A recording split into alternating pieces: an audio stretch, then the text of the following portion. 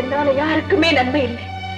தனக்கே வாழ்க்கை அமைச்சுக்க தெரியாத ஒரு பெண் மற்றவங்களை எப்படி வாழ வைக்க முடியும்? அணைஞ்சு போன வழக்கால அடுத்த வழக்கு எப்படி ஏற்றி வைக்க முடியும்? வயல்ல மழை பெஞ்சா பயிர்களுக்கு நன்மை, பாறையில மழை பெஞ்சா யாருக்கு நன்மை? தியாகமும் அப்படித்தான். என்னோட அகம்பாவத்தினாலையும் கர்வத்தினாலையும் இத்தனை நாளா என்னை தேடி வந்த நன்மைகள் எல்லாம் உதறி தள்ளிட்டேன். நான் ஒரு புத்தி இல்லாதவன்.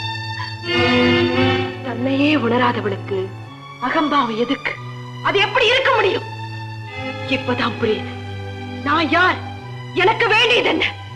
எனக்கு மட்டுமில்லை, என்ன போல உள்ள பெண்களுக்கு வேண்டியது என்ன, எந்தெந்த வயசுல எங்கெங்க இருக்கணும் எல்லாமே இப்பதான் புரிஞ்சுக்கிட்டேன். இனிமே இந்த அலங்காரம் எதுக்கு? இந்த மாலை எதுக்கு? அந்த மாலை உன் கழுத்துல அப்படியே இருக்கட்டும். அம்மா. அம்மா இல்ல, அத்தை.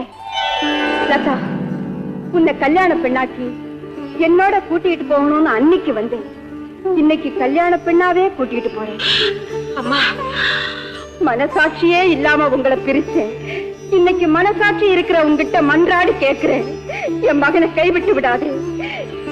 என்ன மன்னிக்கிறதுக்கு உனக்கு விருப்பம் இல்லைனாலும் உன்னால மனிதனாக்கப்பட்ட என் மகனை காப்பாத்துமா, காப்பாத்து.